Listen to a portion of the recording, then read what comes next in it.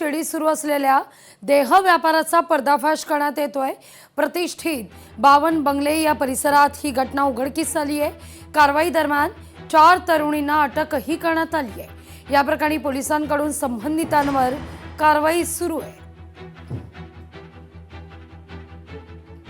एक महिला आणि एक पुरुष आरोपी असे दोघं जण वेश्या व्यवसाय चालवत असताना मिळून आले।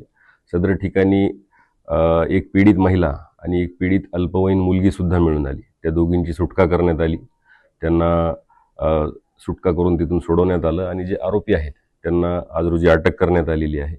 सदर केसमध्ये अनैतिक व्यापार प्रतिबंध अधिनियम चे कलम 3, 4, 5, 7, 8 नुसार गुन्हा दाखल करण्यात आलेला आहे। तसेच त्यात पोक्सो अधिनियम कलम 12 आणि 17 हे पण लावण्यात आलेलं आहे। नाशिकच्या मिलिंद नगर झोपडपट्टीचं अतिक्रमण काढण्यास सुरुवात झाली आहे।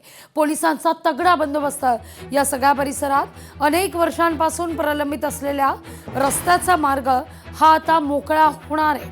प्रशासनाकडून आज सकाळपासूनच अतिक्रमण हटवण्यास सुरुवात झाली आहे।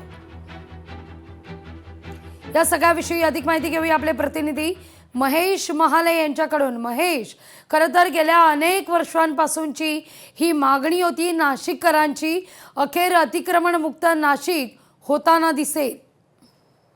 अगदी खरं लागवी खरं तर आगामी सिंहस्थ कुंभमेळ्याच्या पार्श्वभूमीवर रस्ते मोठे करण्याचं नियोजन जे आहे ते प्रशासनाकडनं सुरू आहे आणि या सगळ्या दरम्यान मायको सर्कल ते आरडी सर्कल पर्यंत जाणाऱ्या रोडवर असलेली मिलिंद नगर झोपडपट्टीचं जे अतिक्रमण आहे ते गेल्या अनेक वर्षांपासून प्रलंबित होतं। ते काढण्यासाठी आज सुरुवात करण्यात आलेली। या ठिकाणी जर पोलिसांचा मोठा फौजफाटा जो आहे तो तैनात करण्यात आलेला आहे। कुठलीही अनुचित घटना घडू नये यासाठी हा पोलीस बंदोबस्त असला तरी मात्र स्वतःहून नागरिकांनी या ठिकाणचं जे अतिक्रमण आहे ते काढण्यास सुरुवात केलेली आहे। नागरिक स्वतःहून पुढे आलेले आहे आणि त्यांनी त्यांचं अतिक्रमण जे आहे ते काढून घेतलेलं आहे। यामुळे खरं तर अनेक वर्षांपासून मिलिंद नगर परिसरात होणारी जी वाहतूक कोंडी आहे ती या माध्यमातून सुटण्याची जी शक्यता आहे ती आता वर्तवण्यात येत आहे। अगदी धन्यवाद तुम्ही दिलेल्या एकूणच या सविस्तर माहिती करता।